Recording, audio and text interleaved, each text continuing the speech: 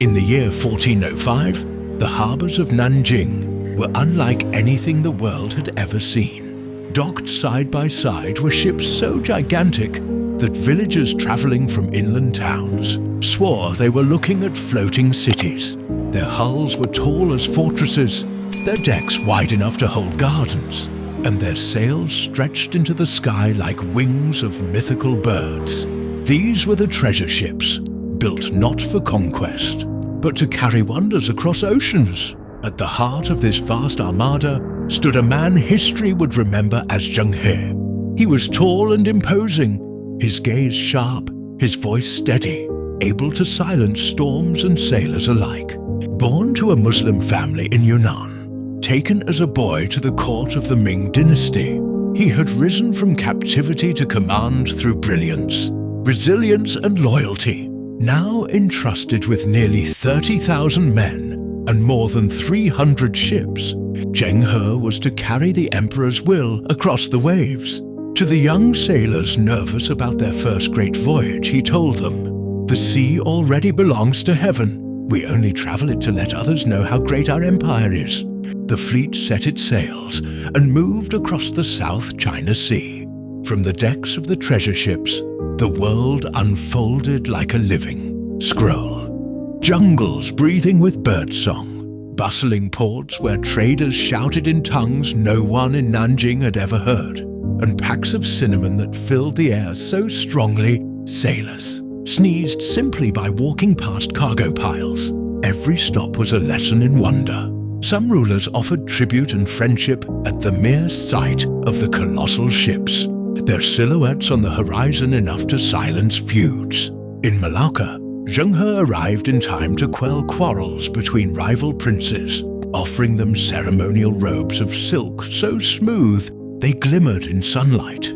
Gratitude turned into loyalty, and soon the Sultan declared alliance with China. But not all ports welcomed them.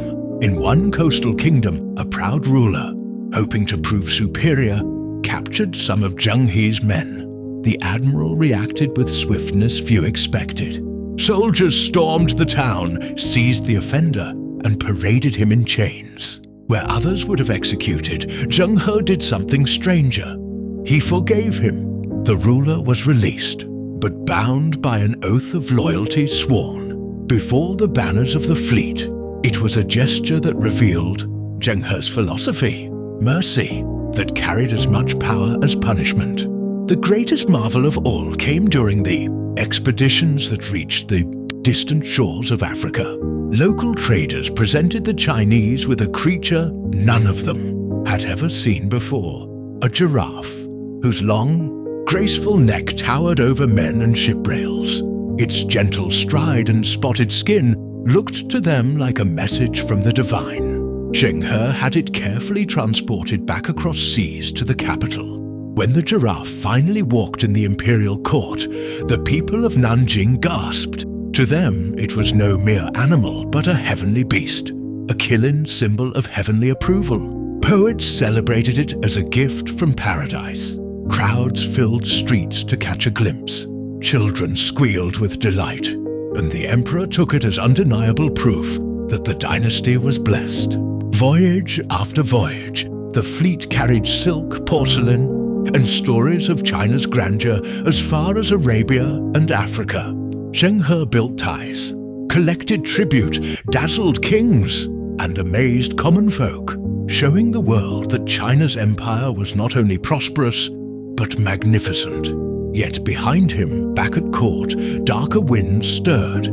Some officials argued the great voyages were a waste of treasure. Others feared strange new lands, and merchants would corrupt their traditions. When Zheng He's health declined and eventually failed, the momentum of the journeys faltered.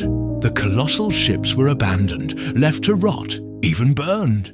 Before long, the greatest fleet on Earth melted into memory. And yet Zheng He's image did not vanish. Along Asian shores, fishermen recounted tales of the floating palaces that once glided across the waves. Markets in Arabia and East Africa remembered the Chinese admiral who bore gifts instead of chains. For centuries, his name sailed quietly through legends, reminding listeners that there once was a man who stitched together distant worlds not by sword, but with voyages of awe and respect.